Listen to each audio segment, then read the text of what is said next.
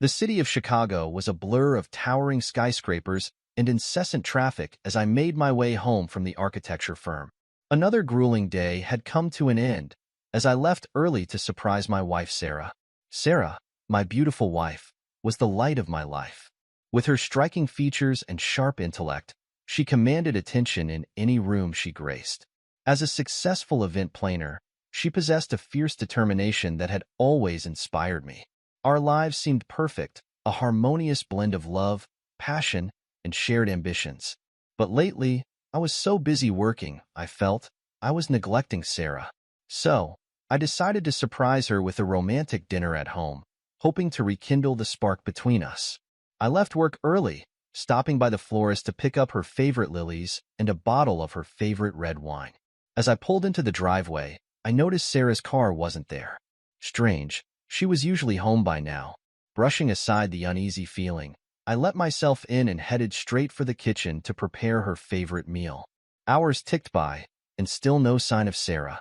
I tried calling her cell, but it went straight to voicemail. A sinking feeling settled in the pit of my stomach as worst-case scenarios played out in my mind. Where could she be? I muttered, pacing the living room floor. Finally, around 10 p.m., I heard the unmistakable sound of her car pulling into the driveway. Relief flooded through me, quickly replaced by a growing sense of anger. Sarah breezed through the door, her hair tousled and a sheepish expression on her face. "Michael, I'm so sorry. I lost track of time at the office again." "Sarah, it's 10 o'clock at night," I said, trying to keep my voice steady. "You couldn't even send a text to let me know you'd be late?" She averted her gaze, fidgeting with the strap of her purse. I know. It won't happen again." But her words rang hollow, and the distance between us felt like an endless chasm. Something wasn't right, and a nagging suspicion gnawed at me. Over the next few weeks, Sarah's behavior grew increasingly erratic. Her late nights at the office became the norm, and she seemed to guard her phone like a sacred object. Whenever I tried to broach the subject, she deflected or lashed out, accusing me of being controlling and untrusting. One wintry evening, I decided to surprise her at the office with dinner, hoping to catch a glimpse of the woman I had fallen in love with.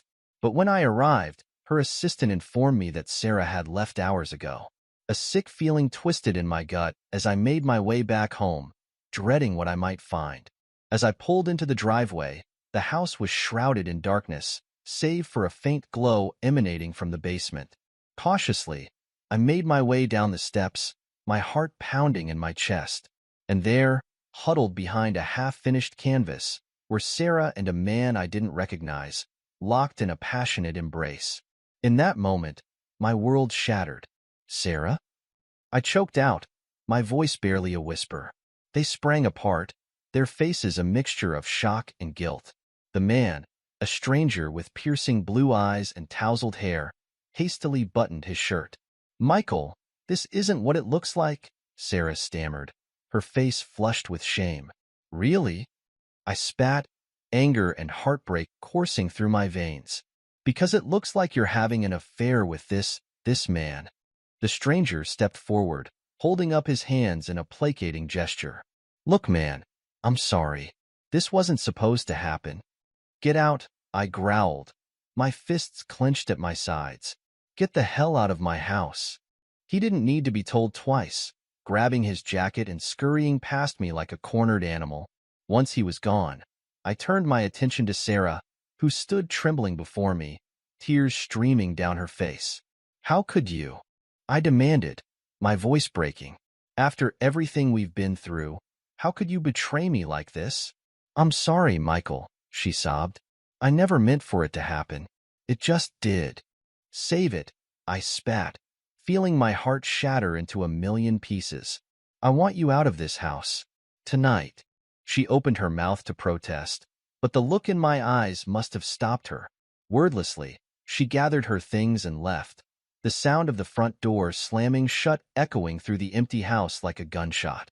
In the days that followed, I existed in a state of numbness, going through the motions of work and daily life while feeling utterly hollow inside. The woman I had loved more than anything had betrayed me in the cruelest way imaginable, and the pain was almost too much to bear. But beneath the anguish, a slow-burning ember of anger began to smolder. Sarah had made her choice, and now it was time for me to make mine. I knew I couldn't let this go unanswered. The man she had been with, whoever he was, had played a part in the destruction of my marriage, and I vowed to uncover the truth about him. Discreetly, I hired a private investigator, providing them with every scrap of information I had about the mysterious stranger. Within days, they had uncovered a shocking truth. The man was not just an artist, as Sarah had claimed, but a skilled con man with a history of preying on wealthy women. His modus operandi was to charm his way into their lives, engage in torrid affairs, and then drain their finances before disappearing without a trace. Sarah had been just another mark, another notch on his belt of deception. As the pieces fell into place, a plan for revenge began to take shape in my mind. This man, this predator, had not only destroyed my marriage but had likely ruined countless other lives with his web of lies. It was time for him to face the consequences of his actions, and I would be the one to deliver justice. Over the next few weeks, I meticulously planned my revenge, determined to expose the con man who had shattered my life. Through a mutual friend, I arranged for an art exhibition showcasing David's work, making sure to invite all of our acquaintances and even the local press. "Are you sure about this, Michael?" my friend asked, concern etched on his face. "This whole thing seems a bit extreme." I leveled him with a steely gaze. "He deserves to be exposed for the snake he is. Trust me, this is the only way." With a resigned sigh, my friend agreed to help, setting the stage for what would be the ultimate downfall of David's web of lies. On the night of the exhibition, I arrived early, ensuring that everything was in place. The gallery was a sea of elegantly dressed patrons, sipping champagne and murmuring appreciatively at David's provocative pieces.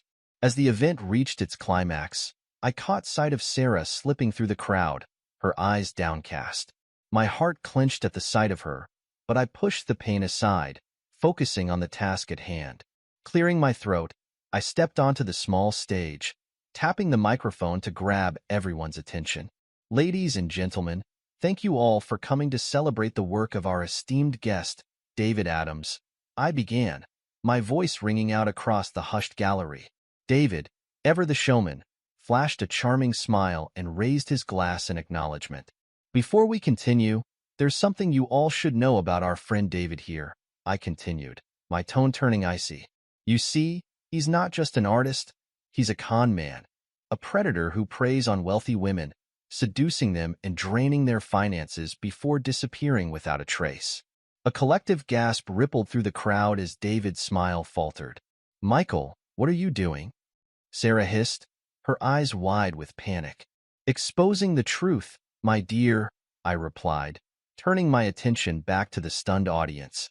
"You see, David here had an affair with my wife, worming his way into our lives and destroying our marriage." I gestured to the side of the stage, where a small group of women had gathered, their faces a mixture of anger and shame. "But Sarah wasn't his only victim," I continued. "These women have all been conned, manipulated, and left penniless by this man's deceitful ways." One by one, the women stepped forward, sharing their harrowing experiences with David's lies and betrayals. Tales of love bombing, financial ruin, and emotional abuse filled the air, each story more chilling than the last. David, his face ashen, tried to protest, but his words were drowned out by the chorus of voices condemning him. As the women finished their accounts, a heavy silence fell over the gallery, punctuated only by the occasional sniffle or murmur of disbelief. "So, ladies and gentlemen," I said, my voice low and steady, "that is the true nature of the man you've been celebrating tonight. A con man, a liar, and a predator who destroyed countless lives for his own selfish gain."